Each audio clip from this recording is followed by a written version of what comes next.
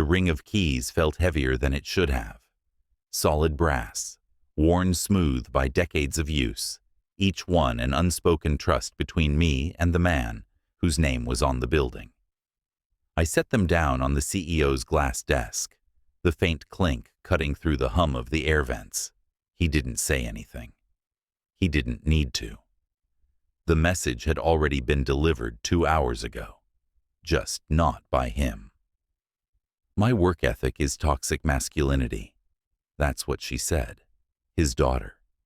Fresh diploma still smelling of printer ink, 3 months out of college and already sitting at the head of the table in a boardroom I'd fought to fill. She'd dropped the phrase like she was quoting scripture, right in front of our biggest client, a man who'd flown in from Singapore just to shake my hand. I can still see her leaning back in that leather chair, chin up, eyes sparkling like she'd just cracked some secret code. I didn't answer her then. I let her keep talking, filling the air with buzzwords she didn't understand, watching the client's expression shift from polite confusion to something colder. When she was done, I simply closed my notebook, slid it into my briefcase, and told the client I'd follow up with him personally. That was the moment I decided. Not when she insulted me. Not when she flaunted her inexperience like it was a badge of honor. The decision came when I realized the company I'd built no longer recognized the ground it was standing on. My name is Daniel Mercer. I'm 58 years old. For the past 32 years, I've been Senior Operations Director at a company called Stratagem Global Logistics. That title doesn't mean much on paper. It never has. The truth is, I've been the one keeping the gears turning while others played at leadership. I started here in a converted warehouse with 4 employees and a coffee pot that sputtered more than it brewed. Now, we operate in 18 countries.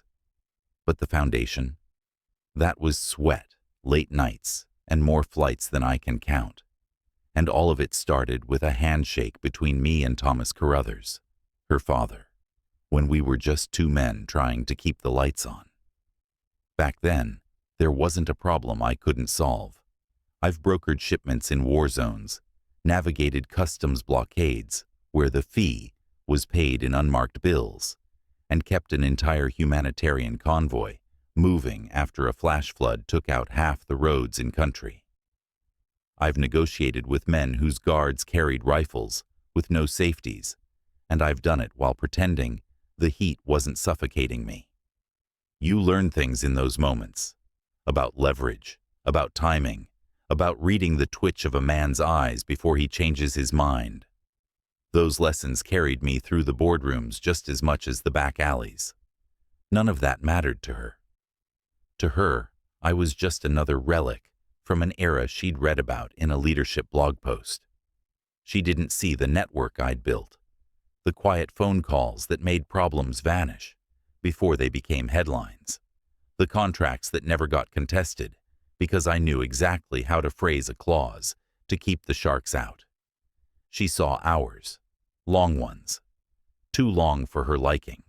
She saw my refusal to work smarter, not harder, as some outdated chest thumping. And in her mind, that meant I had to go. So I made it easy for her.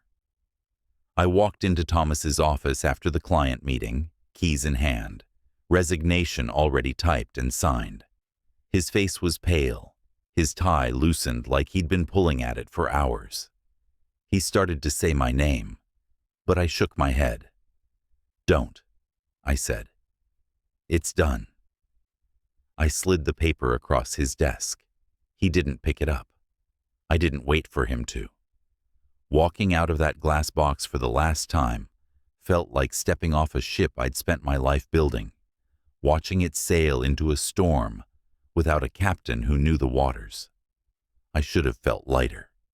Instead, there was a weight in my chest that told me I'd just left something unfinished. The lobby was quiet, the receptionist avoiding my eyes. She'd heard, of course. Word travels fast when a pillar of the company suddenly decides he's done. I pushed through the revolving doors into the late afternoon heat, the sun glinting off the chrome trim of parked cars. I didn't look back. I told myself I wouldn't. But halfway across the lot, something caught my attention. 3 SUVs, black, parked across the street, angled toward the building like they were waiting for someone. Windows tinted so dark they might as well have been mirrors. I know the company fleet inside and out. Those weren't ours. And the plates. Numbers starting with a prefix I recognized from a different life. Not local. Not random. I slowed my pace, just enough to take them in without turning my head. No movement inside. No obvious cameras. But I've spent too many years reading the quiet signs. The slight dip in a chassis that says there's more weight than just an empty interior. The faint hum of an idling engine, even when the exhaust's been routed somewhere else. Maybe they were nothing. Maybe they were everything. Either way, I walked to my car, unlocked it, and slid inside without breaking stride. The keys I'd carried for 32 years were sitting in Thomas's office now. But the real keys, the ones that kept this company running, those were still in my pocket, and I had no intention of handing them over. The workshop smells faintly of machine oil and cedar. Most people would mistake it for a place to tinker with tools, maybe restore an old motorcycle. They wouldn't notice the redundant fiber uplinks running through the ceiling joists, or the steel door flush against the back wall with a lock that reads my fingerprints before it opens. Inside, the temperature drops 3 degrees, and the air feels denser, quieter. This is where I keep the things no one knows I have. On paper, when I walked out of Stratagem Global Logistics, I left it all behind. In reality, I never let go of the backbone. Every critical process, routing algorithms, customs clearance protocols, supplier authentication, exists in duplicate here, and in triplicate. Not because I planned to sabotage anything, but because when you've lived the first half of your life in places where backup meant survival, you don't trust a single point of failure. I carried that habit into the corporate world, like a scar. I powered up the central console. The screens woke in sequence, green text scrolling down black backgrounds, each system handshake, a familiar beat in my head. I logged into the Shadow Admin panel, one I'd built in the early days, long before we had a board of directors to vote on IT improvements. This wasn't about trust. It was about insurance. If a typhoon knocked out our Singapore hub at 3 in the morning, I could reroute from here without waiting for approvals. Tonight, I wasn't checking weather patterns. I was running a full diagnostic across every node I still had hooks in. 42% in, the anomalies started showing up. Pings from an IP block in the Caribbean, specifically a range registered to an innocuous import-export company that didn't exist 6 months ago. I'd seen those addresses before, a decade back, buried in the procurement logs of a defense contract so sensitive, the project name was never spoken outside a skiff. Back then, those IPs were tied to shell corporations moving stolen tech across borders without leaving fingerprints. The logs kept unraveling, timestamps that didn't align, user credentials being used from 2 continents in the same hour, admin-level changes to vendor access lists. None of it happened by accident, and none of it would have been visible without my mirror systems. At the top of the changelog was a new account, authorized by the CEO's office. Not Thomas, his daughter. I leaned back, fingers steepled. If this was her play, she'd moved fast. 2 weeks ago, she'd staged that public takedown, made it look like I was the dinosaur holding the company back. That gave her clean access to systems I used to gatekeep. Either she knew exactly what she was doing, or she was just the delivery system for someone else's infection. In my experience, Pawns rarely knew they were pawns. There's a rule I've lived by longer than she's been alive. Don't confront liars. Map their routes. Wait for the drop. It's not about patience. It's about control. If you move too soon, you show your hand. And I never show my hand. I opened the toolkit. Digital tripwires, each one invisible to anyone who isn't me. Some were as simple as honeypot credentials, logins that open a decoy database but quietly send me the intruder's full location and device fingerprint. Others were more surgical, silent beacons buried in non-critical code, impossible to spot unless you know exactly which line shouldn't be there. One was a dead man's script. If my system went dark for more than 72 hours, it would release an encrypted packet to 3 separate law enforcement contacts I still trusted. I threaded them through the infrastructure carefully, like setting pressure plates in a jungle path. The trick was to make them feel like open ground. People get bold when they think they're moving in shadows. I wanted them bold. Bold people make mistakes. The diagnostics completed, and I initiated the watch protocols. From this point forward, anything out of pattern would ping here first. No one at Stratagem would see it. Not the board, not Thomas, and definitely not her. This was between me and whoever thought they could use her to walk into my house and start rearranging the furniture.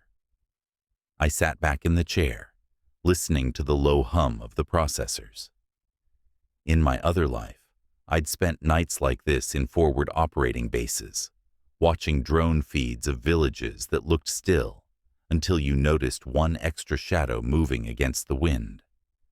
The game hadn't changed. The terrain had. Somewhere out there, she, or the people behind her, thought they'd taken me out of play. That I was nursing a bruised ego, maybe updating a resume. They had no idea the board they were playing on still belonged to me. Now, all I had to do was wait. For the first misstep, the first touch on a wire they couldn't see, the first snap. The first alert came in at 2:14 a.m., a single chime from the far left monitor. One of my tripwires had snapped. Not a low-level probe, not a curious intern poking around. This was the restricted overseas transfer protocol, a vault inside the vault. Only 4 people in the company had legitimate access. 2 of them were on the other side of the world, asleep in time zones I knew by heart. 1 was Thomas. The 4th was me. And the only way in required a 2-factor token. Both physical tokens were supposed to be locked in a safe on the top floor, one in Thomas's possession, the other mine. Mine was sitting in the drawer in front of me, which meant whoever got in either had the master override key, or they were sitting in Thomas's chair. The log told me the location, Stratagem HQ, 11:38 p.m. local time, well past office hours.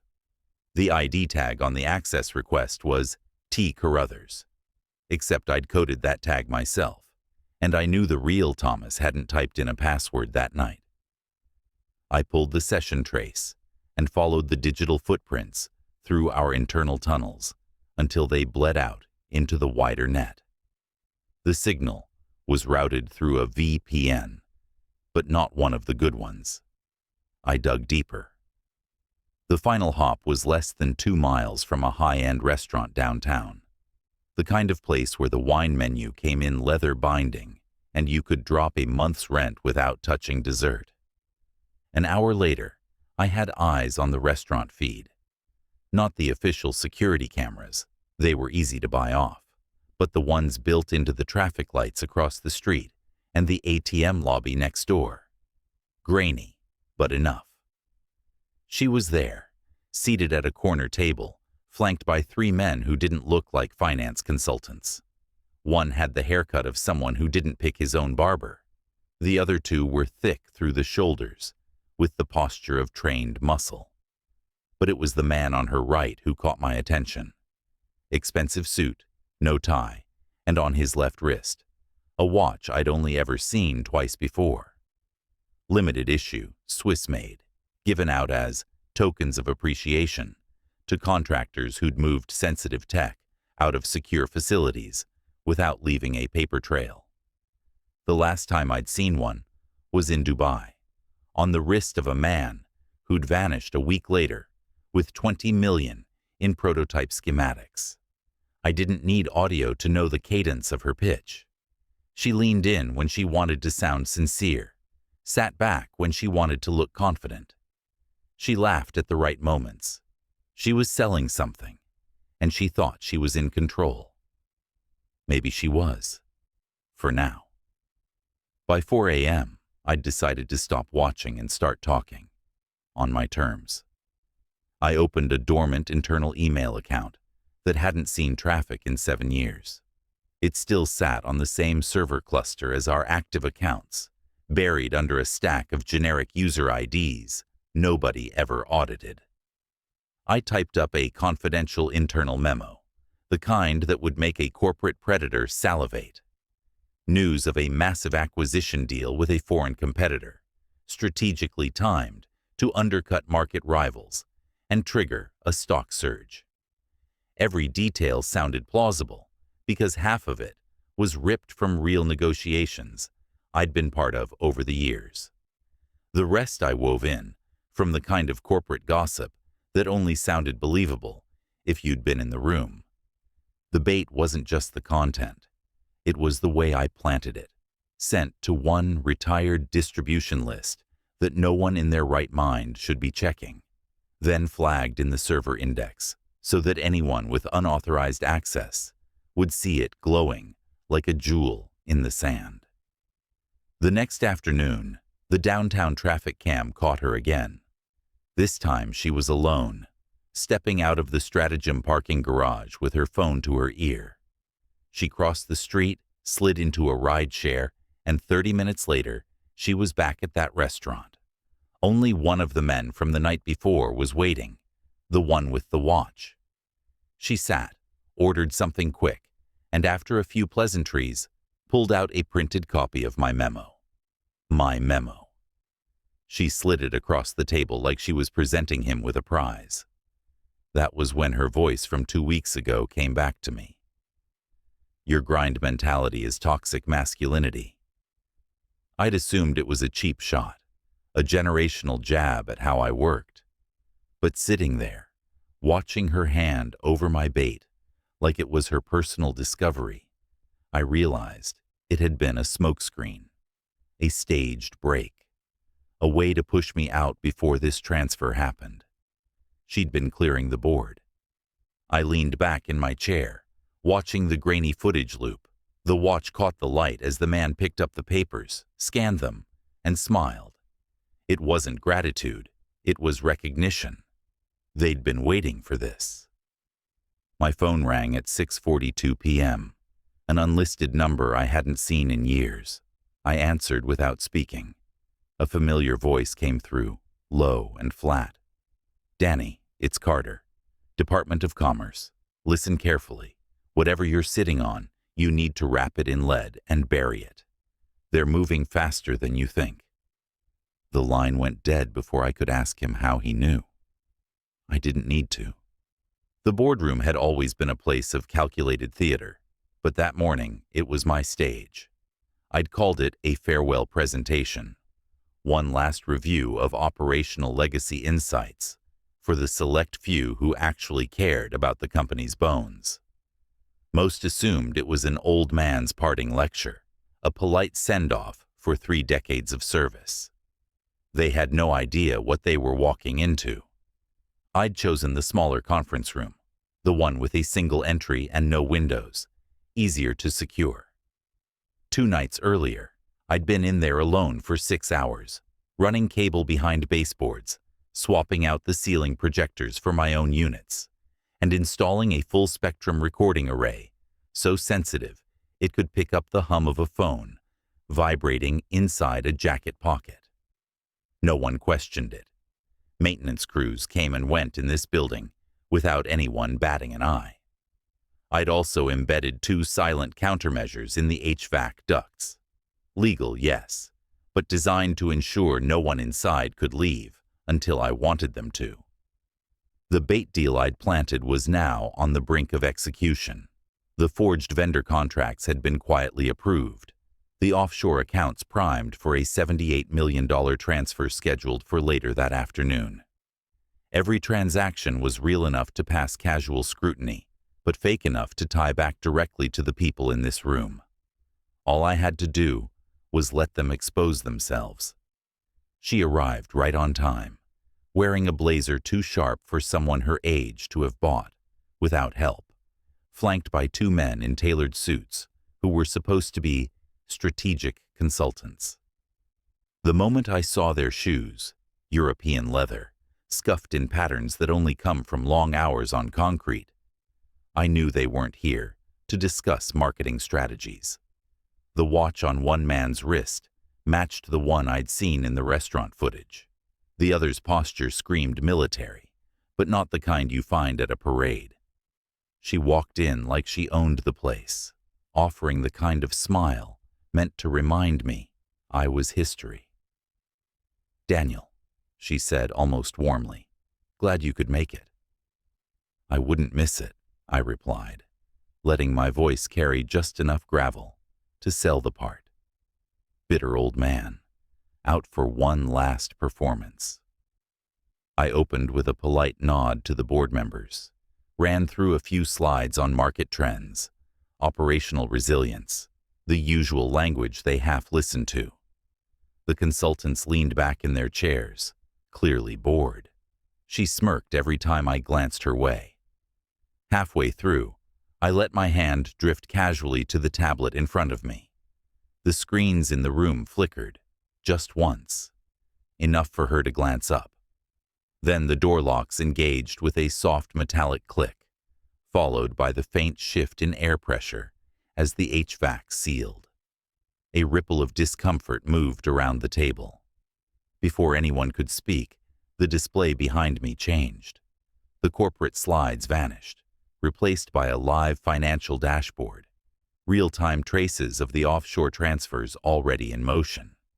Green lines bled across the map, connecting our headquarters to banking nodes in 3 countries, and finally to the flagged accounts in the Caymans. Each line pulsed in time with the moving funds. "This," I said evenly, "is what happens when you open the wrong door." Her smile faltered, just slightly at first. "Daniel, I don't know what this is supposed to. Save it." My voice cut sharper than I'd intended. "The vendor contracts are forged. The authorizations came from your credentials, and the receiving accounts are registered under aliases tied to your consultants here." I pointed without looking at them. "The system didn't catch it because you piggybacked the access through the CEO's account. But I caught it." One of the consultants shifted in his seat, muttering something under his breath. The overhead mics picked it up instantly. The playback hit the speakers a second later, his voice clear as day. "The Valkyrie move is almost clean. Just smile for the old man until the clock runs out." The room froze. Valkyrie, an operational code name, not corporate slang. I turned to her fully now, watching her expression calcify into something cold and brittle. "That's you, isn't it?" I asked quietly. She glanced at the man with the watch, then back at me. "This is absurd.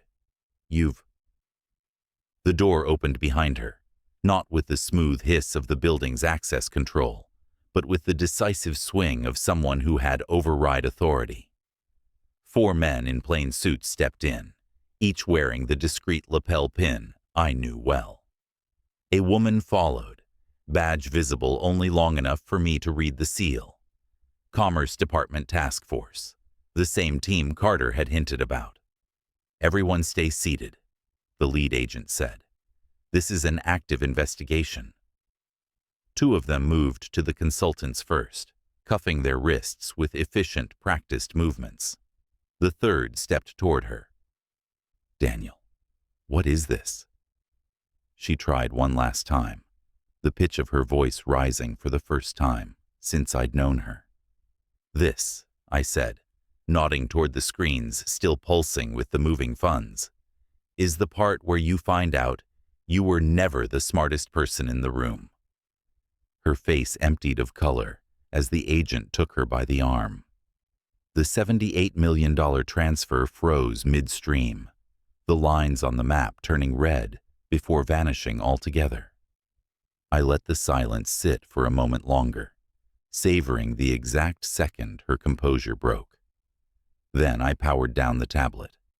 The locks disengaged, and the air shifted back to normal. My part was over. The rest was just paperwork. The boardroom smelled faintly of stale coffee and fear by the time the agents were done. Papers were scattered across the table. A laptop sat open with frozen transfer logs still on the screen, and the hum of the recording equipment I'd hidden was the only constant sound in the room. I stayed against the wall, hands in my pockets, watching without offering to help. This wasn't my scene anymore. I wasn't part of the task force, wasn't on any official payroll for what just went down. I was just the man who accidentally noticed something suspicious and decided to say something. At least, that's how it would read in the report. They moved methodically, tagging every device, bagging every document, securing every drive. One of the agents approached me with a clipboard, his expression neutral. "We've got what we need here. You're free to go if you want." His tone made it clear I wasn't expected to stick around for the debrief, and I had no intention of doing so. The less I was in their chain of custody, the better. She came out of the side conference room first, wrists cuffed in front of her, eyes fixed straight ahead. The blazer she'd worn in was rumpled now, hair falling from the neat twist she'd started the morning with. She didn't speak, didn't glance at anyone, but her jaw was locked tight. The two agents flanking her kept their grip firm without being rough. They didn't need to be. I saw the moment she registered me by the doorway. Her steps faltered for half a second, and her gaze flicked toward mine before she caught herself. There was no plea in her expression, no apology. Just that cold, brittle defiance I'd seen in people who refused to admit they'd lost. Her father followed a few steps behind, looking older than I'd ever seen him. He didn't try to stop them, didn't speak in her defense. But he also didn't meet my eyes. That told me everything I needed to know. Somewhere in the last 2 weeks he'd realized exactly what she was doing, and he'd let it happen. Whether it was cowardice, denial, or some desperate hope she'd turn back, it didn't matter now. That window had closed. I stepped aside as they passed, letting the line of agents and detainees move down the hallway. The murmur of voices and the click of camera shutters followed them out of sight. I waited until the last of the evidence techs left before I straightened and walked to the door. My part here was finished. Crossing the lobby felt different this time. 2 weeks ago, I'd walked out with a ring of keys on a glass desk, the weight of a career dumped in one quiet gesture. That day, it had felt like they'd taken something from me. Now, every step toward the exit was mine, not theirs. The glass doors gave way to the sharp brightness of afternoon. The air was warm, the kind of still heat that made the blacktop shimmer. I paused at the top of the steps, scanning the lot. Parked near the far edge were the same 3 black SUVs I'd seen across the street the day I left. They weren't idling in silence this time. They were open, back hatches raised, agents loading them with crates of confiscated hardware, sealed evidence bags, and the server backups I'd tipped them toward. Watching them work, I realized those vehicles had been here for me all along, just not in the way I'd first thought. I walked past them slowly, the faint smell of dust and electronics drifting from the open cargo bays. One of the drivers gave me a nod as I passed. I returned it without breaking stride. I didn't need thanks, and they didn't need to give it. We both understood the exchange. Halfway to my car, I stopped and turned to take in the building one last time. The mirrored glass reflected a clean corporate facade, hiding the rot I'd just helped carve out. Somewhere inside, the board was probably scrambling to rewrite the narrative, to make this look like an isolated incident instead of a gaping breach of judgment. They'd fail. Too many records had been pulled. Too many eyes had seen the truth. They'd called my grind toxic, said I was the relic holding them back, a man too stubborn to adapt. But in the end, it was that same grind. The refusal to cut corners, the need to see every angle, the habit of never leaving a system unguarded, that saved what was left of this company. They just didn't realize it until the damage was already done. I reached my car, slid behind the wheel, and sat for a moment before starting the engine. The hum of the air conditioner filled the silence, and I found myself smiling. Not the sharp grin of a win, but the quieter satisfaction of a job done exactly the way it needed to be. I didn't need a promotion. I didn't need a plaque on the wall or a farewell dinner with polite applause. I just needed to leave a mark they couldn't erase. And now they'll spend the next 30 years cleaning it up.